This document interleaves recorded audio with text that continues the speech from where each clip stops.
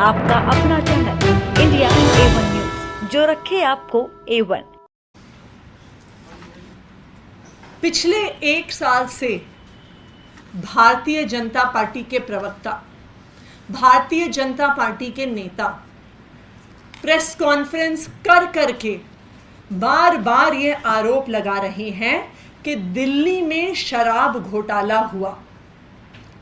जो भारतीय जनता पार्टी के प्रवक्ता प्रेस कॉन्फ्रेंस कई महीनों तक लगातार करते रहे, वही प्रेस कॉन्फ्रेंसेस के आरोप उसके बाद सीबीआई और ईडी की चार्जशीट में आ गए। 6 महीने से ज़्यादा से सीबीआई और ईडी जांच कर रहे हैं। उन्होंने कुल मिलाकर 500 से ज़्यादा अफसर इस तथाकथित शराब घोटाले की जांच में लगाए हैं। तो क्या है ये तथाकथित शराब घोटाला? इस तथाकथित शराब घोटाले में मुख्य रूप से 2 आरोप हैं। पहला आरोप है कि नई शराब नीति बनाने के एवज में शराब कारोबारियों से 100 करोड़ रुपए की रिश्वत या किकबैक लिए गए। ये पहला आरोप है जो भारतीय जनता पार्टी लगाती है और उनके बाद सीबीआई और ईडी ने लगाया है।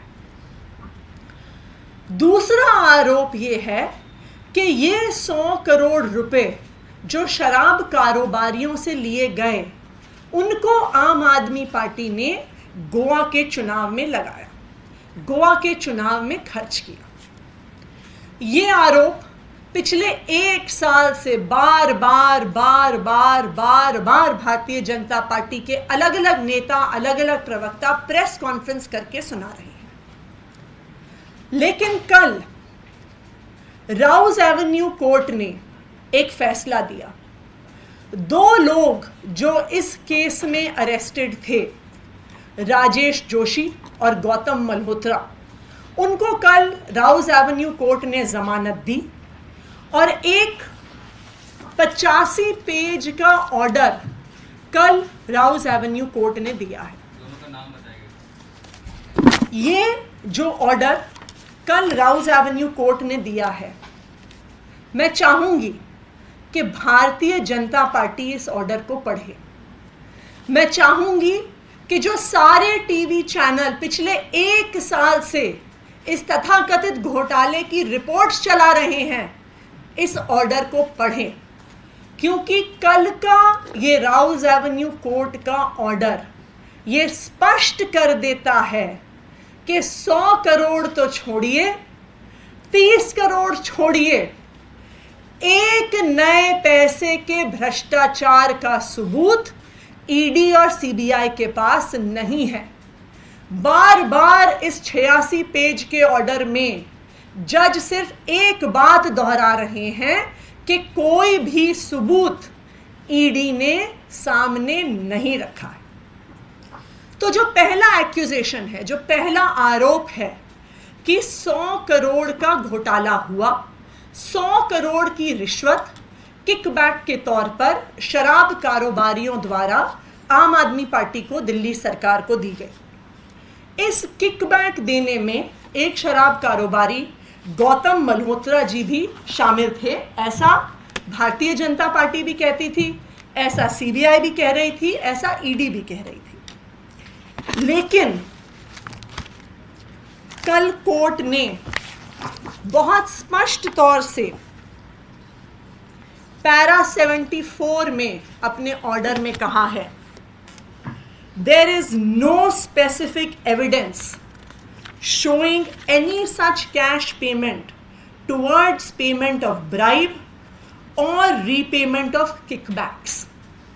The only evidence presented has been some vague statements made by witnesses, and on the basis of these statements, it cannot be inferred that cash payments were given as bribes. So court ये स्पष्ट तौर से कहता है कि रिश्वत देने का, एक नए पैसे की भी रिश्वत देने का कोई भी सबूत कोर्ट के सामने नहीं रखा गया है। ईडी के पास कोई भी सबूत नहीं है। तो ईडी की कहानी शुरू होती है 100 करोड़ रुपए से। हालांकि ये 100 करोड़ रुपए का जो अमाउंट है ये कहां से आया, ये बिल्कुल भी स्पष्ट नहीं है, क्योंकि ईडी खुद अपनी चार्जशीट में सिर्फ 30 करोड़ रुपए के अमाउंट की बात करता है। तो पहले 100 करोड़ से तो ईडी खुद 30 करोड़ पे आ गई। ये जो 30 करोड़ है, जो तथाकथित रूप में किकबैक के रूप में आया, उस पर यह आरोप है कि एक शख्स जिनका नाम है राजेश जोशी, जो बेचारे एक छोटे से वेंडर हैं, पोस्टर लगाते हैं, आउटडोर की होर्डिंग लगाते हैं, एसएमएस भेजते हैं, आईवीआर कॉल भेजने वाले एक छोटे से वेंडर हैं, उन पर यह आरोप लगा कि 30 करोड़ रुपए इस रिश्वत से, इस किकबैक से राजेश जोशी जी के माध्यम से दिल्ली आया और फिर राजेश जोशी जी ने ये 30 करोड़ रुपए दिल्ली से गोवा पहुंचाया। तो अब हम 30 करोड़ पे आ गए हैं। तो इस 30 करोड़ की क्या कहानी है, इसको हम देखते हैं। पैरा 44 में इस 30 करोड़ रुपए के बारे में कोर्ट ये कहता है, there is no independent evidence collected by the investigating agency to substantiate or corroborate this fact। तो जो 100 करोड़ से 30 करोड़ पर ईडी आई, उस 30 करोड़ पर कोर्ट ने बहुत स्पष्ट तौर से बोला है कि 30 करोड़ के लेन देन का कोई भी सबूत नहीं है। और कोर्ट ने उसके बाद बोला है कि आपके पास जो सबूत है हम उसे सबूत नहीं मान सकते हैं कि राजेश जोशी का नंबर किसी के फ़ोन में सेव था, कि राजेश जोशी ने किसी को कॉल किया। उन्होंने कहा नंबर सेव होना, किसी एक व्यक्ति का दूसरे व्यक्ति को कॉल करना कोई भी सबूत नहीं माना जा सकता। उसके बाद ईडी ने कहा अपने आरोप में कि ये जो 30 करोड़ रुपए राजेश जोशी ने तथाकथित रूप से दिल्ली से गोवा पहुंचाए, इस पैसे का हवाला, इस पैसे का लेन देन पर्चियों के माध्यम से हुआ। इस पर्चियों पर भी कोर्ट ने बहुत सख्त टिप्पणी करी है। इस ऑर्डर के पैरा 46 में इन पर्चियों के बारे में कोर्ट का ये कहना है, however, even these paper slips have not been recovered either in hard or in digital form from the mobile phone of any witness or any hawala operator. Number 2, no record seized from any hawala operator in connection with this amount has been presented to the court। यानी आपने जो कहा कि 30 करोड़ रुपए पर्चियों के लेन then के माध्यम से गोवा, दिल्ली से गोवा गए, उसका भी कोई सबूत ईडी के पास, सीबीआई के पास नहीं है। तो ये तो ध्वस्त हुआ पहला आरोप कि 100 करोड़ की रिश्वत दी गई, क्योंकि ना 100 करोड़ की रिश्वत का, ना उस 100 करोड़ के लेन देन का, ना उसको दिल्ली से गोवा या कहीं पहुंचाने का कोई भी सबूत कोर्ट के सामने रखा गया। दूसरा आरोप, दूसरा मुख्य आरोप जो इस शराब घोटाले में तथाकथित रूप से लगाया गया है कि जो पैसा रिश्वत के तरह से किकबैक के तौर पर 100 करोड़ रुपया आया, उसको गोवा के चुनाव में खर्च किया गया। पिछले 6 महीने से ईडी, सीबीआई के सारे अफसर गोवा में बैठे हुए हैं। उन्होंने आम आदमी पार्टी के साथ काम करने वाले हर वेंडर के ऑफिस में छापा मार दिया, हर वेंडर को पूछताछ के लिए बुलाया, कभी गोवा में बुलाया, कभी दिल्ली में बुलाया। 6 महीने की पूछताछ, 6 महीने के रेड, 6 महीने के छापों के बाद जिस ईडी ने 100 करोड़ रुपए के घोटाले का आरोप लगाया, उन्होंने कोर्ट के सामने कहा कि आम आदमी पार्टी ने गोवा के चुनाव में 19 लाख रुपए कैश में खर्च किया है। तो अब ईडी ने पूरे देश के सामने जांच करके साबित कर दिया है कि आम आदमी पार्टी देश की सबसे ईमानदार पार्टी है, कि आम आदमी पार्टी ने गोवा में चुनाव लड़ा और सिर्फ 19 लाख रुपए कैश में खर्च किए और बाकी सारा खर्चा चेक में किया। ये ईडी की जांच ने साबित कर दिया।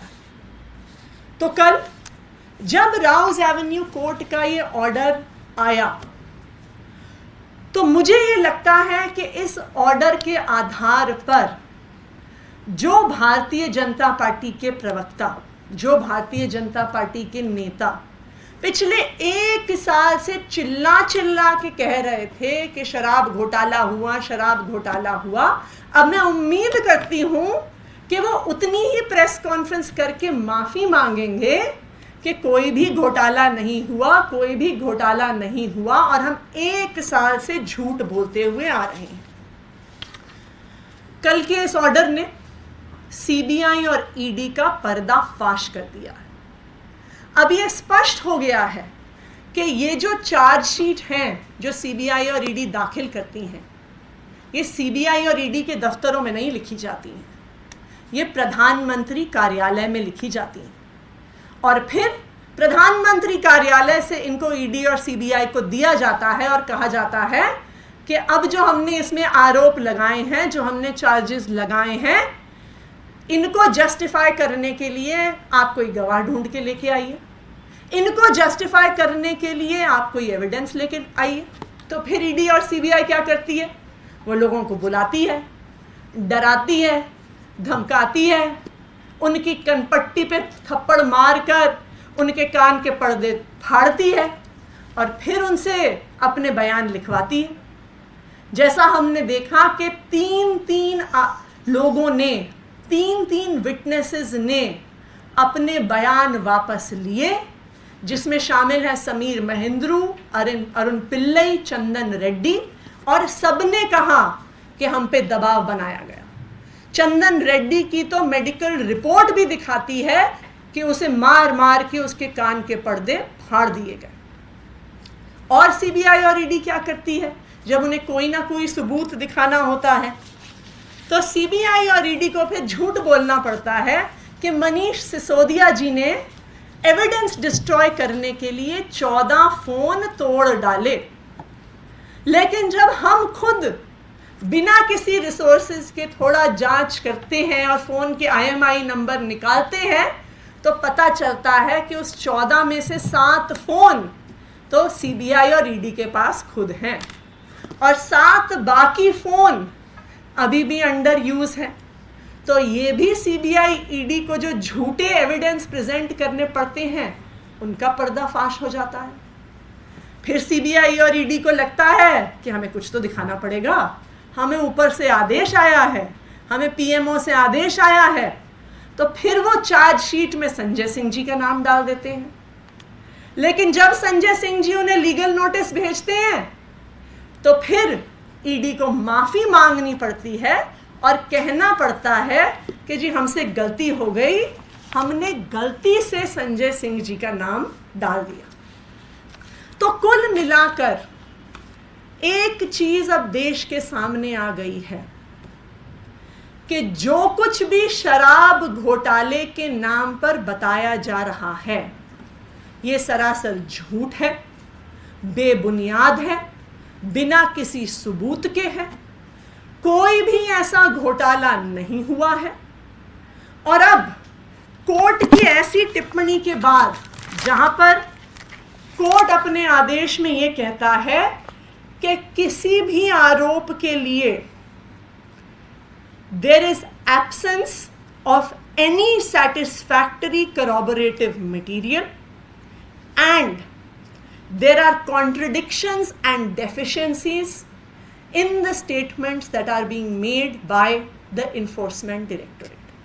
तो जब कोर्ट ईडी के बारे में ऐसा बयान देता है तो अब देश के प्रधानमंत्री नरेंद्र मोदी जी की और उनकी पार्टी भारतीय जनता पार्टी की ये जिम्मेदारी है कि वो सामने आए और देश से माफी मांगे कि वो पिछले 1 साल से पूरे देश को गुमराह कर रहे हैं, आम आदमी पार्टी को बदनाम कर रहे हैं, अरविंद केजरीवाल को बदनाम कर रहे हैं, मनीष सिसोदिया जी को बदनाम कर रहे हैं।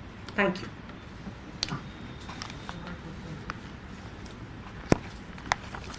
अब लग रहा है कि चूंकि 2 आरोपियों को इसमें जमानत मिल गई है, तो चूंकि अभी अगली तारीख से सुनवाई होगी, क्या इसको भी आधार बना करके आप आर्ग्यू करेंगे खासकर मनीष सिसोदिया की जमानत के लिए हाईकोर्ट में? देखिए, हम बिल्कुल आर्ग्यू करेंगे और आज तक चाहे ईडी हो चाहे सीबीआई हो, वो मनीष सिसोदिया जी के खिलाफ कोई भी सबूत कोर्ट में नहीं पेश कर पाई। लेकिन सीबीआई और ईडी को पीएमओ से आदेश आता है, उस आदेश के आधार पर उन्हें चार्जशीट दायर करनी होती है, उस आदेश के आधार पर उनको कोर्ट में खड़े होकर डिफेंड करना पड़ता है। ये सीबीआई और ईडी की मजबूरी है। लेकिन अब इस कोर्ट के आदेश ने इस तथाकथित शराब घोटाले का पर्दाफाश कर दिया है और पूरे देश को बता दिया है कि कोई भी ऐसा घोटाला नहीं हुआ।